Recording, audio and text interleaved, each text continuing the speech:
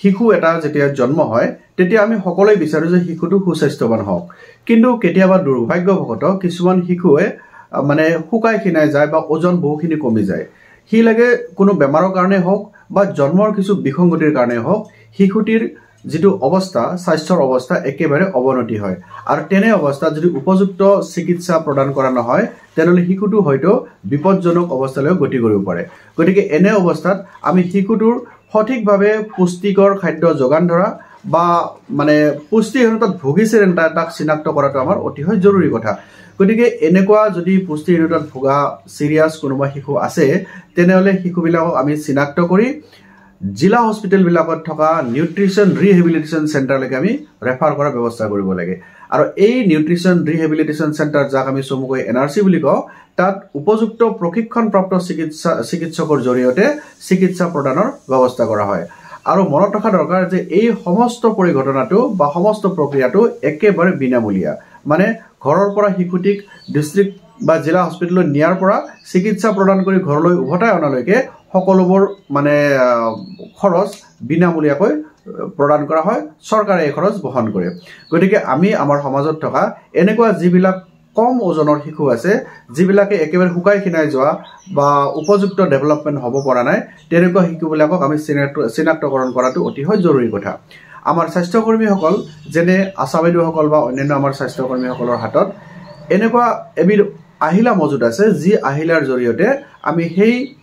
পুষ্টিহীনতাৰ জোখ ল'ব পাৰো যাক আমি মিৱাক কেপ বুলি কওঁ অৰ্থাৎ এই কেপটোৰ জৰিয়তে আমি চাব পাৰো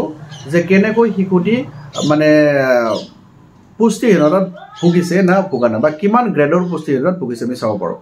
তো এতিয়া আমি চাওঁ হক এই মিৱাক কেপৰ জৰিয়তে কিদৰে আমি শিশুটিক জোখ ল'ব লাগে তাৰ যিনি টেকনিকেল কথা আমি ভালদৰে জানি লওঁ এইটো হৈছে আমাৰ মিৱাক ফিটা এই মিৱাক ফিটাটোৰ আপোনালোকে দেখিবলৈ পাইছে যে ইয়াতে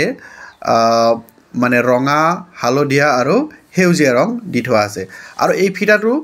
আমাৰ শিশু এগৰাকীৰ মানে হাতত বা বাহুত মানে জোখ লোৱাৰ কাৰণে ব্যৱহাৰ কৰা হয় যদি ফিটাটোৰ জোখ লওঁতে 12.5 বা 12.5 সেন্টিমিটাৰত থাকে ফিটাটোৰ জোখ তেতিয়াহ'লে অধিক হেউজীয়া অঞ্চলত পৰিব আৰু আমি কম যে শিশুটি সাধাৰণ অৱস্থাত আছে বা ই পুষ্টিহীনতাত ভোগা নাই যদি শিশুটিৰ ফিটাৰ জোখটো 11.5 ৰ পৰা 12.5 সেন্টিমিটাৰৰ মাজত থাকে আৰু ই যদি হালধীয়া কালাৰত মানে লগ লাগে তেতিয়াহ'লে আমি কম যে শিশুটি মধ্যমীয়া অৱস্থাত আছে মানে অতি মানে পুষ্টিহীনতাত ভোগা নাই বা সাধাৰণ যেটো অৱস্থা হেতু নাই মধ্যমীয়া অৱস্থাত আছে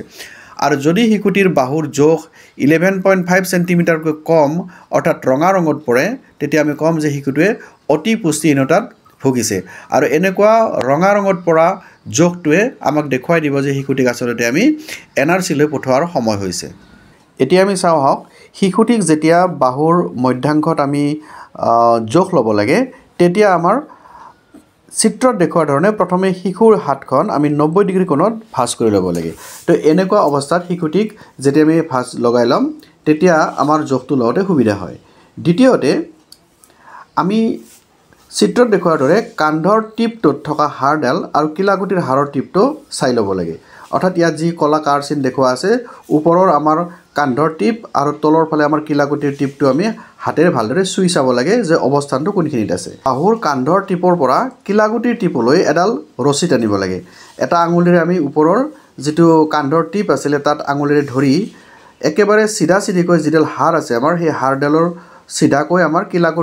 কিলাকুটিৰ টিপলৈকে দীঘলীয়াকৈ ৰছীডাল আমি টানি ল'ব লাগে বা খুঁটাৰে আমি জোখ ল'ব লাগে